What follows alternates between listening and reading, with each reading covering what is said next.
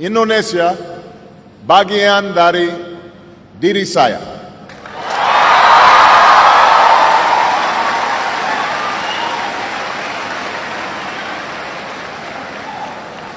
I first came to this country when my mother married an Indonesian named Lolo Sutoro.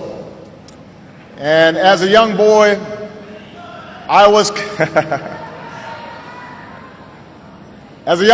coming to a different world. But the people of Indonesia quickly made me feel at home. Jakarta looked very different in those days. The city was filled with buildings that were no more than a few stories tall. This back in 1967, 68, most of you weren't born yet. The Hotel Indonesia was one of the few high-rises, and there was just one big department store called Sarina. That was it.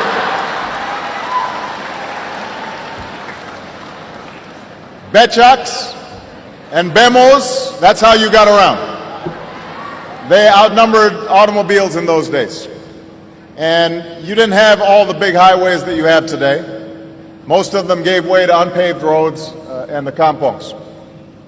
So we moved to Menteng Dalam, where, hey, some folks from Menteng Dalam right here.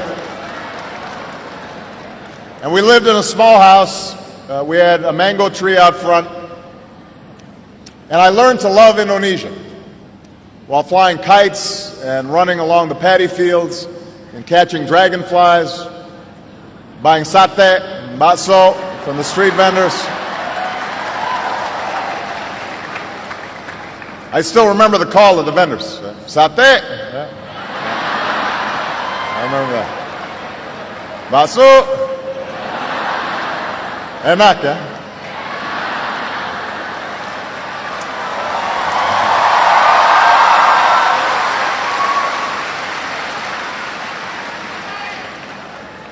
But most of all, I remember the people.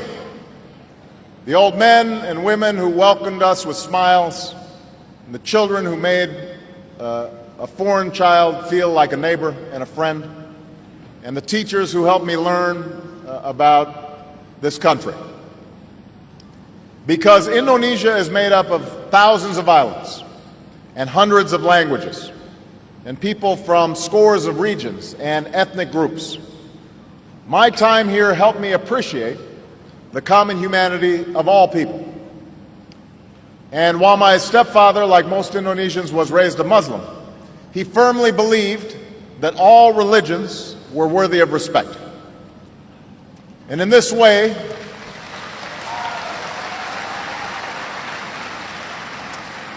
he reflected the spirit of religious tolerance that is enshrined in Indonesia's constitution, and that remains one of this country's defining and inspiring characteristics.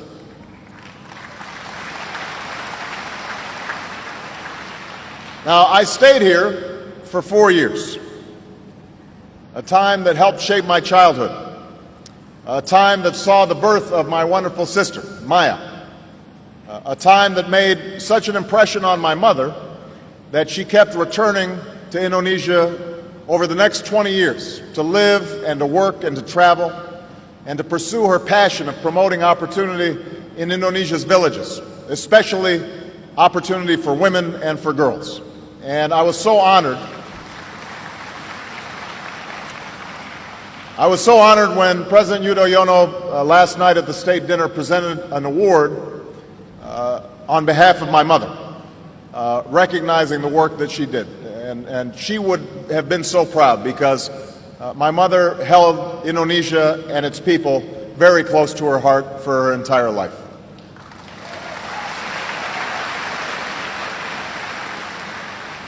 Now, so much has changed in the 4 decades since I boarded a plane to move back to Hawaii. If you asked me or any of my schoolmates who knew me back then, I don't think any of us could have anticipated that one day I would come back to Jakarta as the President of the United States.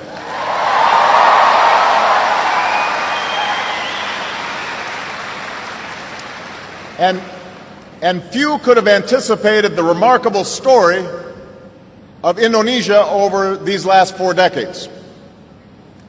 The Jakarta that I once knew has grown into a teeming city of nearly 10 million, with skyscrapers that dwarf the Hotel Indonesia, and thriving centers of culture and of commerce. While my Indonesian friends and I used to run in fields with water buffalo and goats, a new generation of Indonesians is among the most wired in the world, connected through cell phones and social networks. And while Indonesia, as a young nation, focused inward, a growing Indonesia now plays a key role in the Asia-Pacific and in the global economy.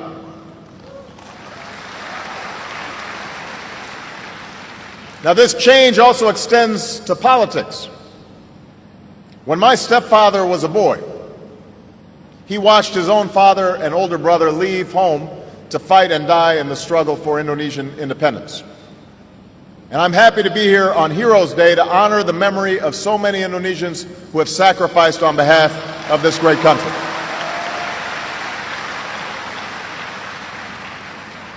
When I moved to Jakarta, it was 1967, and it was a time that had followed great suffering and conflict in parts of this country. And even though my stepfather had served in the army, the violence and killing during that time of political upheaval was largely unknown to me because it was unspoken by my Indonesian family and friends. In my household, like so many others across Indonesia, the memories of that time were an invisible presence.